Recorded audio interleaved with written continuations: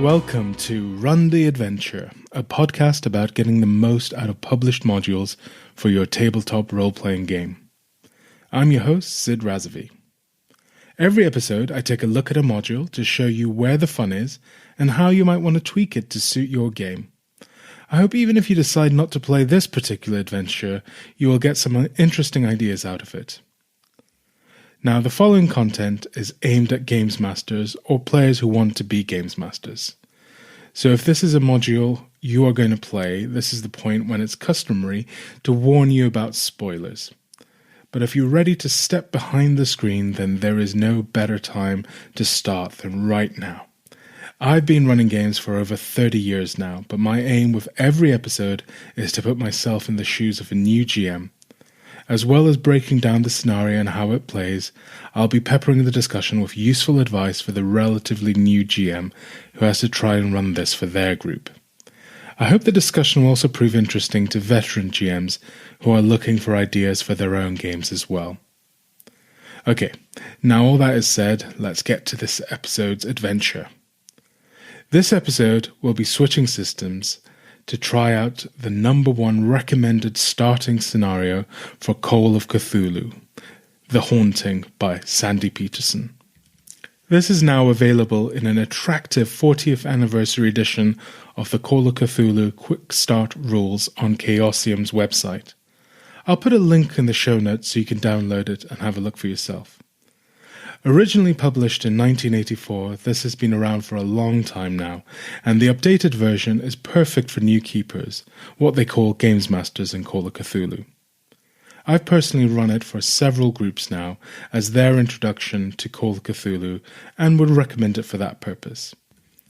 Even if you're not running Call of Cthulhu anytime soon, there's a few elements I think really stand out with this module that should be of interest to any games master who wants to introduce investigation, tension, and mystery into their tabletop game. Summary of the adventure. The premise of the adventure is a fairly simple one. The player characters are investigators asked to look into an old house in 1920s Boston, Massachusetts. The recommended background for these investigators are just the sort of people who might want to poke their nose into such matters. Journalists, private detectives, amateur sleuths, or a trusted friend of the landlord, Mr. Knott. However the investigators are brought into it, they are tasked to find out what has happened to the place since some strange goings-on involving the previous tenants. A terrible tragedy occurred, and the fallout has left the place unoccupied. A fairly sizable pay rate is offered for the job, and the investigators are also given the keys to the place. After the investigators do their research at the local newspaper, library, or with the police, they will likely then check out the local neighborhood and the house itself. The neighborhood has a ruined chapel that is marked by signs of a cult that is loosely tied to the main villain of the piece. This is probably going to be the first sign that something strange is really going on here. There are secrets hidden in the chapel that, if discovered, may open the investigator's eye to the Cthulhu mythos, for better or for worse. Alright, who am I kidding? It is always for the worse. The final part of the adventure takes place in the old Corbett house itself. This has two very memorable points of interest that are best not rushed into. One is the rattling window upstairs that results in a deadly attack by a bed frame. The other is the possessed knife that strikes those who enter the cellar. Once the knife is dealt with, there is a small pack of rats waiting in a false wall that will try to overwhelm the party. Assuming the investigators survive these two encounters and do not run the hell away, or just torch the place, they may discover the buried body of old Mr. Corbett behind the wall. Then they really will have a fight on their hands. You see, old Corbett was quite knowledgeable about mythos magic, and in his own life is capable of using it against anyone who disturbs his resting place. The player characters can bring his evil influence to an end by destroying Corbett directly or by destroying his house. Of course, that is if they can avoid getting themselves killed or going entirely mad. Adventure structure. The player's introduction hints strongly that should do some investigation before checking out the house itself. This is the key to Call of Cthulhu games, where rushing in blind will likely lead to a short and messy end to the adventure. As this is aimed at players new to Call of Cthulhu, making the choices available explicit is a good way to go. More experienced players may not need much hand-holding to run off and get the necessary background materials. They will likely ask you where to go and what's available. Either way, knowing where information can be found is the key to getting things started. As such, players should be encouraged to first go to the Boston Globe, Central Library, Hall of Records, and higher courts or Central Police Station before making their way to the neighborhood of the Corbett House. If the group is sufficiently large, splitting up is a good way to divide the load and give each investigator a chance to shine under the spotlight. There are clues and handouts to be obtained at each location. To find information, skill checks are made, whether that is in terms of social skills, to make non-player characters cooperate, or investigation skills such as library use. However, failure on the checks need not mean clues are missed. Instead, failure can be used to measure how efficient the investigator is, whether there are complications in getting the information, or whether they gain the whole picture or just the essential parts. The players don't need to pull at every string to get the most out of the investigation phase of the adventure, but they do need to do some investigation. This is an important player skill for future play of Call of Cthulhu, and really sets the tone for the kind of game this is. The investigation part also builds up suspense and an impending sense of terror. The clues all hint at what is to come without revealing it. The delaying of the gratification of resolution is a great deal of what makes for effective horror. There's also opportunities for players to slip into their characters by interacting with each other and the non-player characters on offer. Keepers should take the time to let players define their characters and bring out what makes them interesting and special. This can be done by giving them the opportunity to show their competencies or foibles in the normal world before anything too weird happens. All in all, the investigation should form about a third to half of the time you spend on this adventure. Don't rush it, but once the players have had the opportunity to get a sense of what to do and express their characters, don't belabor it either. As an aside, splitting the party can be a great way of keeping the investigation phase nippy and interesting. This may sound counterintuitive and bad advice if you come from some other systems. Some of your players will not be doing anything as others take the spotlight when you split the party. But this can actually help you as a keeper get the heart of the adventure, whilst also giving role-playing a chance to happen. Whenever you have a split party situation, you should be making sure to switch to other players regularly so nobody is waiting around too long to have a turn. That means being a bit more forceful with shifting the spotlight, particularly from your players who are more comfortable underneath it. Players in split parties tend to appreciate this better than when they are all grouped together. Of course, with experienced players who are generous with the spotlight, there's really no difference. So this technique is more of a ladder than a destination. The next phase of the investigation after the various pillars of society have been tapped will be on the street itself. The local neighborhood can offer a contrast to the run-down Corbett house. There is also Mr. Dooley, a local nosy neighbor, who offers the investigators a chance to see themselves in the mirror as people sticking their nose into things which normal people perhaps wouldn't. Working at how to deal with Mr. Dooley, given his potentially unfavorable reaction to the player characters, is another memorable way to let the investigators define their characters. It also introduces the credit rating and appearance characteristics that Call of Cthulhu uses to determine NPCs' first reaction to player characters. I think this is a neat mechanic that sums up how money and looks can set up smoother social interactions whilst also giving room for further skillful play using the various social skills on offer. Depending on the previous research or anything else the player characters decided to try, they have two optional locations that really ramp up the creepy mythos aspect of the game. If your players don't get there on their own, it is probably worth considering giving at least one of these places a second chance to spark their interest. You have to be subtle about it though, so it remains their choice to go there or not. First is the Roxbury Sanatorium, where Vittorio Macoria, the previous tenant, is going to live out the rest of his mad existence, probably. One of the most useful clues for how the investigators can deal with Corbett at the end is hidden in the ravings of the madman. Of course, hidden so well that despite running the scenario multiple times, nobody has cracked it in my groups. In fact, only half the groups even went to the sanatorium. The other creepy place is the Chapel of Contemplation, where there is a cultist mark left on the floor that causes a strange sensation for anyone who comes inside of it. Also hidden in the chapel are long-dead corpses in cult clothing that tie things back to Corbett.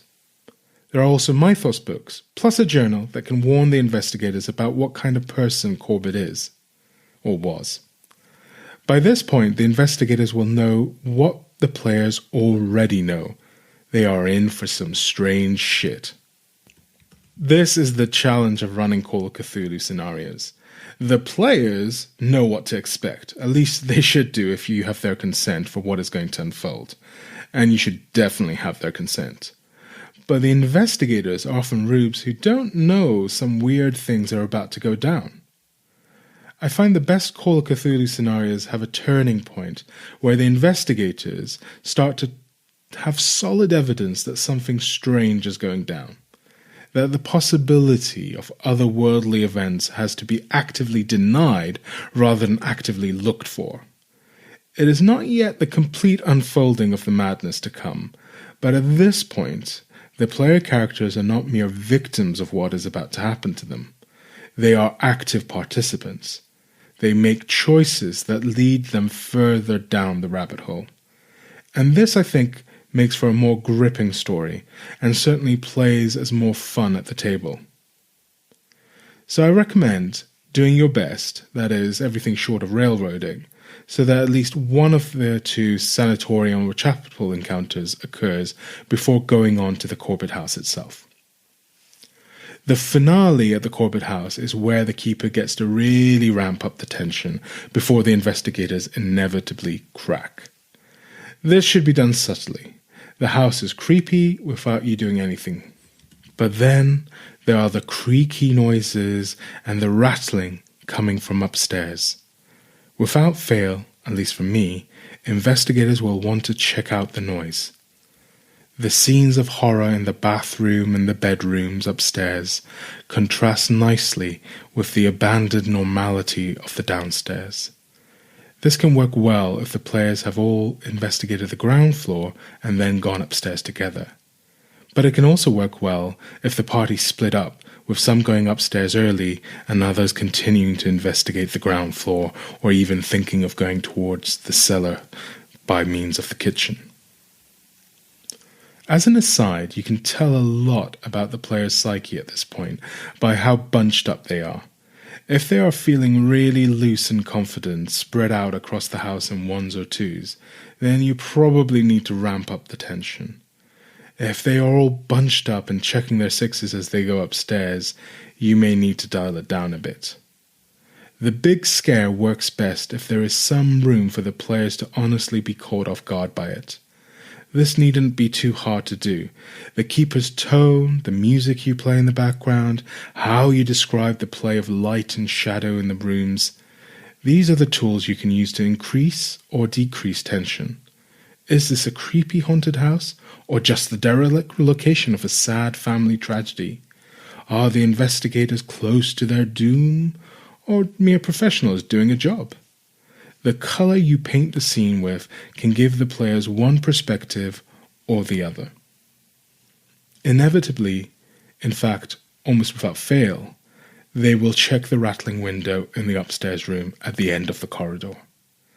This can be a wonderful scare as the bed moves rapidly to throw one of the investigators out of the window. The attack will be severe, and now faced with both real bodily danger and something that will test their sanity, the player characters are at a crossroad. With one party member potentially wounded or even dead, do they even continue? Now that things have got weird, what would their normal schmo characters actually do? One of my groups decided to nope straight out of there at this point. They left the house as quickly as they could. They took their injured party member, took him to hospital, and that was it. This didn't seem particularly anticlimactic to me. I didn't need them to face Corbett downstairs. This was enough for them as a group. Although I will add that doing a nice epilogue to Call of Cthulhu adventures is the key to getting a sense of closure when in another game you might not be done until the day is won or everyone is dead. Assuming the bed doesn't scare the players off, the conclusion will occur in the cellar of the house. There, the magically controlled knife will wait for its moment to strike in the darkness. If the investigators survive the knife and manage to neutralize it, they hold in their possession the surefire way to defeat Corbett himself, whether they know it or not. All that stands between them and the old man of the house is the false wall and the pack of rats. Corbett himself is a pretty tough encounter. Firstly, the party may all go insane as they meet him, as meeting Cthulhu mythos creatures has a chance of reducing their sanity by quite a bit.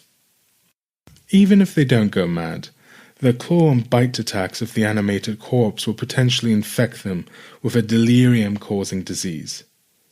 He can also use magic to dominate others and cover himself with a flesh ward that protects against damage.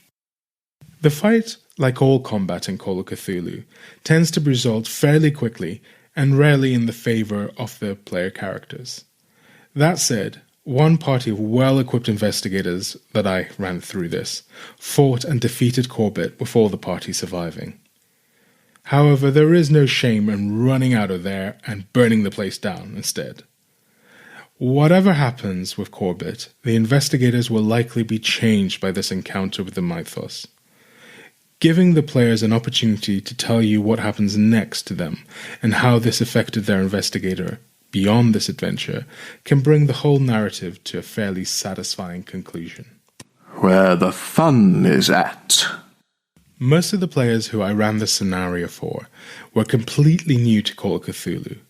All of them then went on to play at least one or more scenarios with our group afterwards. The success of this scenario as an introduction to the system is perhaps the reason it gets recommended most often when people ask what to run first.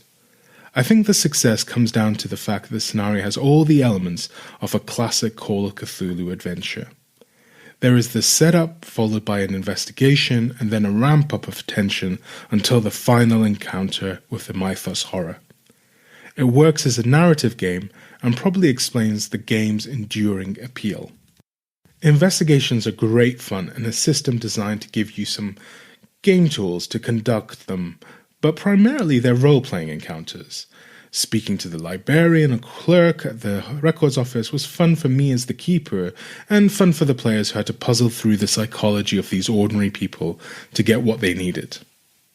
Skill rolls made the interactions more interesting, especially when the players missed the target.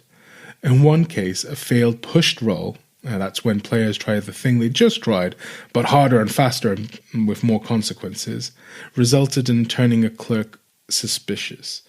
This in turn changed getting access to publicly available information into a mini heist at the records hall.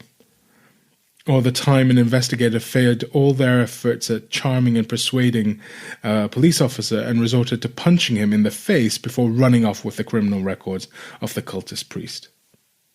Failure of a role shouldn't block the investigation. Instead, it should make it more memorable and fun. The slow creep of tension in the adventure is really well done.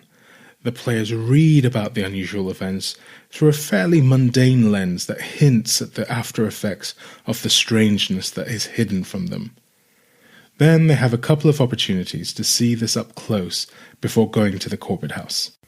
One aspect of Call of Cthulhu that is often touted as a game changer in terms of mechanics for playing the existential horror at the heart of Lovecraft's stories is the sanity rules. These make the cohesion of the mind a resource in the same way many games make bodily cohesion or health and vitality a resource. Something that can be chipped away by the great enemies that the player characters need to overcome. So when sanatoriums or other evidence of the insane are put into a scenario, this is both thematically fitting, but also a good reminder of the potential stakes the player characters are playing for. Here is what can happen to you, dear adventurer, if things go badly for you.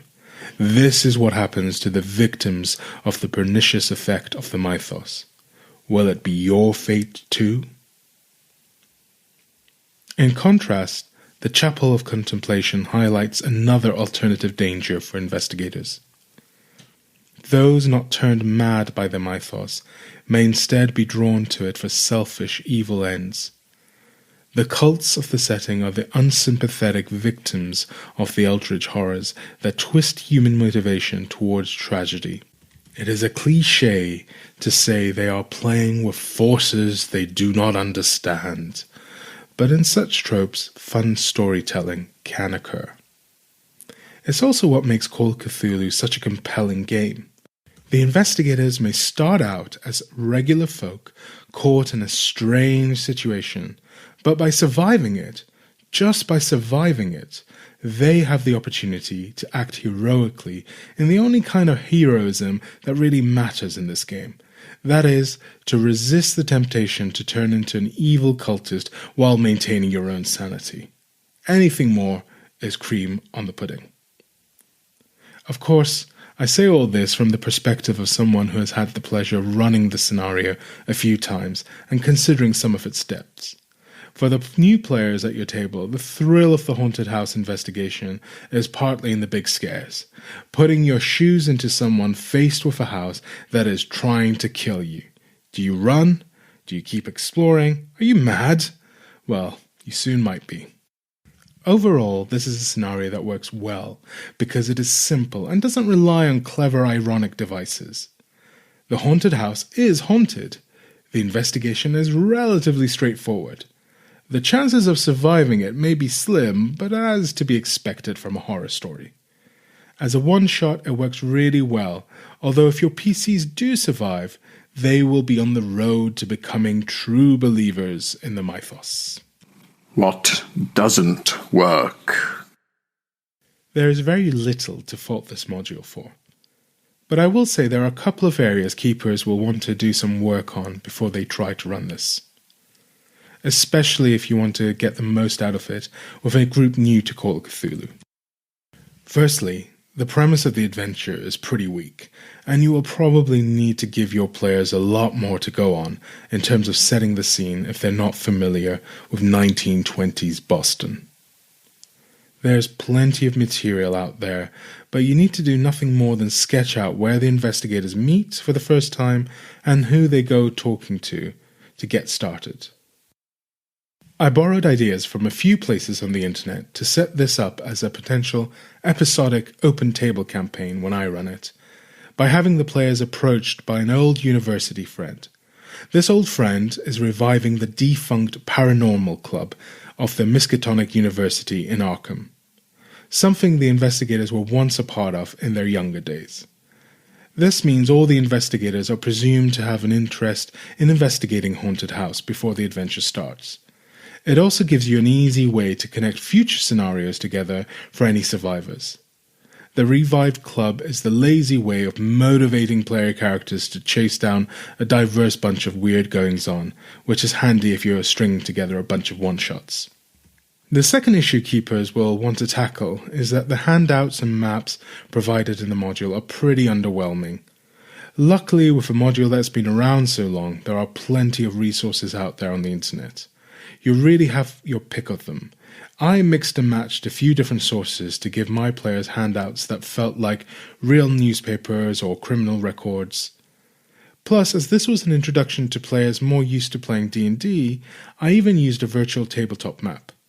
The dynamic lighting features on Roll20, plus the inbuilt music player, really made token-based exploration work for this adventure. I don't do this kind of token and map setup for my other Call of Cthulhu games, but for the Haunted House, it really worked well. How it played. As I've mentioned already, I've run this scenario quite a few times now. Each playthrough has had the same introductory scene with the old friend, the paranormal club, and the investigators going off to various locations in Boston, then the ramp up and the final phases described earlier. It was run within the same framework, but each time played out differently. I've always been delighted and surprised by how my players react to the different aspects of the adventure. Different players react quite differently. One thing I learned to do early on is to set the mood for my players by asking them to relax into the possibility that this is 1920s Boston and there may be some horror involved. I think if your players are willing to play it without excessive diversions or recalling kind of modernity or making side jokes, it works best for building that tension. Music helps a great deal as well, plus a soundboard of sound effects if you can muster it. Creeping floorboards, distant knocking, rattling windows, all can punctuate a quiet, tense ambience in that final encounters. I mostly play online, so these tricks work really well there. In person, a subtle musical background along with engaged, willing players who will give you their attention goes a long way to building up the right mood. Speaking softly is a good way to encourage them to listen closely, by the way, at least if your players don't have hearing difficulties. I had a lot of fun with the NPCs. I tried to make the various personas consistent across my different groups. This usually started with a one-line description followed by a lot of improvisation. Then after the session I would try to recall some key details or mannerisms to bring to the table again next time. The idea was if an investigator met Sammy the police officer again, they would all have some common sense of who he was, even if they played in different groups through that adventure. I recommend putting some flesh on your NPCs to turn them into something more than simple information booths. Instead, they can be what gives your players a sense that they are in a living, breathing world. As the adventure is written, it provides none of this color, so you have a lot of room to make the NPCs your own. Most of the key events, like the bed attack, worked well each time. The battle with Corbett on these occasions that occurred was trickier to run than I expected at first, given how simple Cthulhu's system is overall. I think this may be a challenge for new keepers. The module does provide a round-by-round guide on what Corbett might do, but I must admit, the first time a group got that far, I forgot it was there and tried to do my own thing. This slowed things down quite a bit. Before the next time I ran the module, I reread it and discovered this guide again, which helped a great deal. Corbett has a lot of different moves between the spells, the bite and claw attacks, and so on. So it's really considerate of the module writers to provide guidance as what to do in what will be a very significant combat. Make it your own. The scenario can play either as a one-off foray into Call of Cthulhu or a launching point for a wider campaign. I've already mentioned the ways I put the adventure in the context of my own open table kind of campaign, consisting of one-shots strung together loosely in the Massachusetts area. Unlike the published campaign modules for the game, which tend to be globe-trotting affairs with a few notable exceptions, my preferred exploration of Lovecraftian mythos is centered on the places Lovecraft wrote about so extensively. The Haunting can easily accommodate such play by bridging the normal world of the investigators' lives beforehand with their lives after their initial contact with the mythos. There are a couple of obvious ways the adventure could springboard into a wider campaign. First, there are the cultists who left their sign in the Chapel of Contemplation. Little more about them is said in the module, so they could easily link to some other adventure involving cultists. Second, there are the two mythos books that could spur on the adventurers to further depths of knowledge about the eldritch horrors beyond the veil of normal life. Besides fitting it into a fairly traditional Lovecraftian campaign, it's worth noting how flexible the structure of the adventure would be for transplanting anywhere and any time. In fact, the module doesn't really do very much to tie it to its supposed location except give some place names. You will find stories of people running the haunting in everything from a gaslight setting of 19th century London to the early 21st century in the style of those found videotape horror films like the Blair Witch Project. In terms of theme, the main beats of the adventure tend towards the kind of creeping horror that marks out Lovecraftian horror. But it's not a great deal of work to turn the module into a pulp fiction where the investigators are quite capable of busting some ghosts. Dealing with Corbett and then dealing with the cultists seems like a natural progression for investigators who have now seen some shit. Finally, I can't help thinking of parallels between The Haunting and The Sinister Secret of Saltmarsh, a D&D adventure with the haunted house, but quite a different ending. So, in closing, let me suggest one thing you might want to take away from this adventure for other game systems. In games without a formal bent towards investigations, it can be hard to play out a mystery.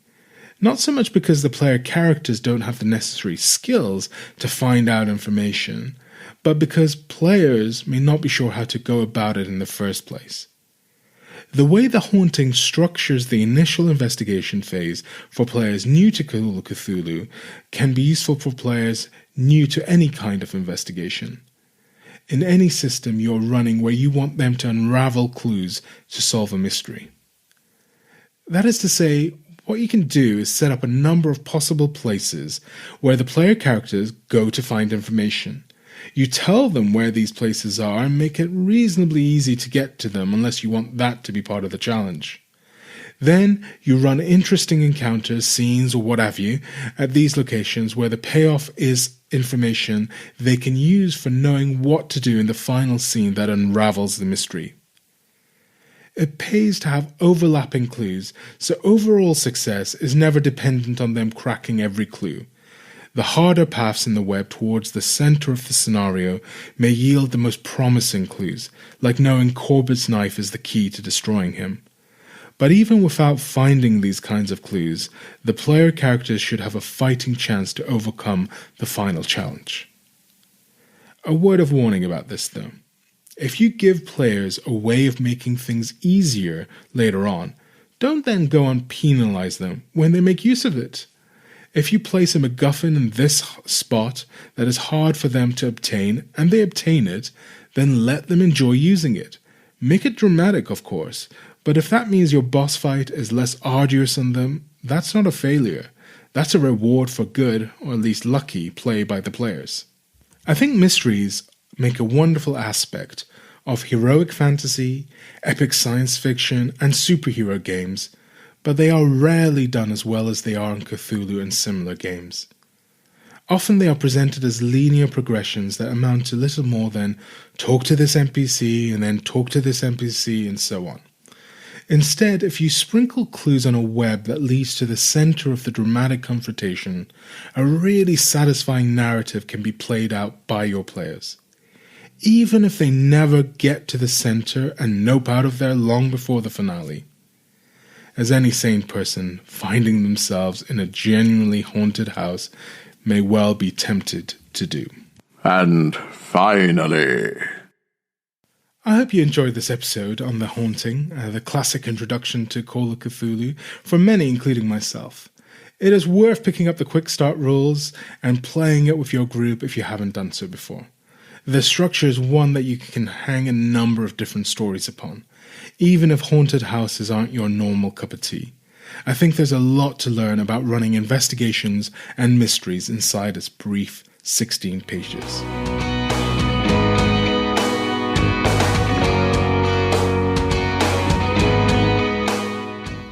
Thank you for listening to Run the Adventure with me, your host, Sid Razavi. I'd love to hear any feedback, questions, or your thoughts on this episode. You can reach me on email, gm@runtheadventure, all one word.com, or find me on Twitter at RTA_podcast. If you liked what you heard, please do consider leaving a rating or review on iTunes, Spotify, Google Podcast, or wherever you found this pod. Even better, please share the pod with your friends and on social media.